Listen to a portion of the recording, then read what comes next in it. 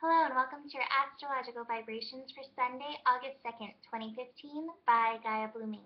I'm Mimi and our energy mantra for today is as I value my love light, actually, as I value my love light, I show up in the world. And today we are still working more on what we talked about yesterday, the Shadow King and the Queen of Hearts. We have Saturn direct and we are building to a very interesting square between Jupiter and Saturn and Venus and Saturn. Jupiter and Venus are making their way together actually to light up the Leo energy, and Saturn will be squaring them both. And the first one is actually happening tomorrow at 3:36 a.m. Pacific time. So we're really going to be feeling that resistance today as we move through the day. And the thing with all of this, the Shadow King, he may sound dark and mysterious and possibly evil, but I maintain that I don't think that anything is entirely good or bad. It is. And the Shadow King is working with you to help protect you from yourself. A lot of times is where the Shadow King comes from. And he might be a control freak. That might be one of the issues, especially Saturn and Scorpio, trying to hold you back from the things. So recognize the non-black and whiteness in the Shadow King. Recognize the good that the Shadow King energy is bringing and helping you to really work through your root chakra issues, those survival issues. And then also recognize the Queen of Hearts. In the Disney movie, the Queen of Hearts is actually she's kind of scary. She's definitely got the shadow sign of the Queen of Hearts going on. And then, there's the song Desperado, the Queen of Hearts is always your best bet. There's the two sides. So the Queen of Hearts, she may be lighting up her creativity, lighting up the royalty, the royal archetype within you, lighting up your heart chakra, lighting up your inner child. But at the same time, the Queen of Hearts, or all this Leo energy, Jupiter and Venus in Leo, it can also ignite the ego. And again, like anything else, ego, good, bad, it is. And at the very least, ego, you can look at it as one of the creators of your major lessons in this lifetime. So that's pretty amazing. I do like Dr. Wayne Dyer's version of ego. He says it's edging God out, and I always really relate to that.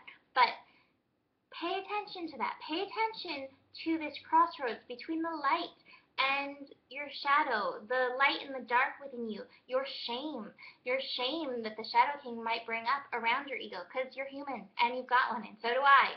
And so we're working through this energy. So pay attention to it, and pay attention to the resistance to each other, because you need that root chakra energy. You need to be grounded and rooted. You need to have that practical nature, but you also need to have that fun, the heart, the light, the creativity. So let that light shine and work on your resistance between the two of them. Look at the shame, especially, that comes up around both of them. I think this is one of the major things we're working in with Saturn and Scorpio, is the shame that we carry in our lower chakras. I think the other thing that's really coming up with this is boundaries. Scorpio is such a sign of boundaries.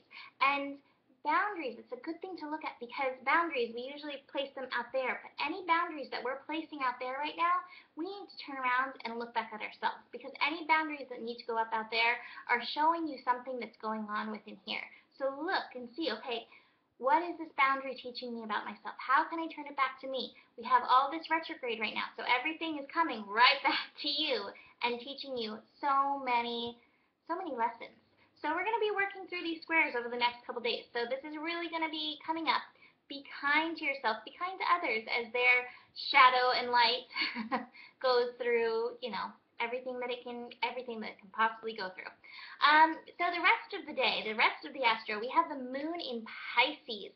And the moon in Pisces is totally amping up our intuition, which is going to be so helpful with this. The moon in Pisces is going to be connecting to Neptune first thing in the morning at 9 degrees. We may feel like moving. Sometimes the moon in Pisces can feel sleepy, but 9 degrees is a degree of action. So you may feel like dancing a little. Maybe you need to dance out this Queen of Hearts, Shadow King saga that's going along in you. Both the Leo and the Pisces would love that. We also have some great energy for healing. We have Mercury connecting to Chiron today, and Mercury also connecting to Uranus. Uranus is bringing that shift.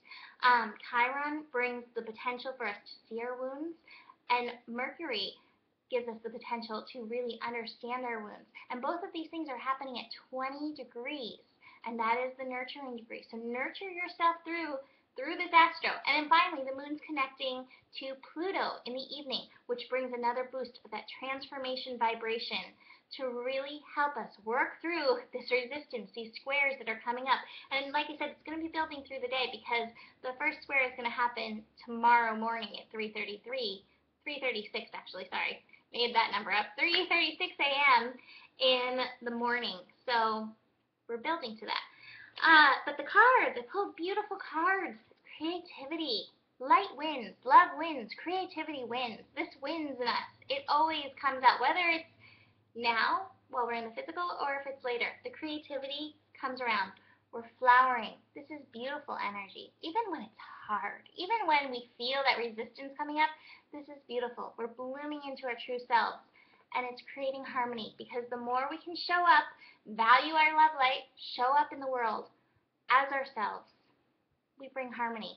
So for more of this, you can book a reading if you really want to get into the nitty-gritty of what's going on. But besides that, have a beautiful day, and I will see you tomorrow. Namaste.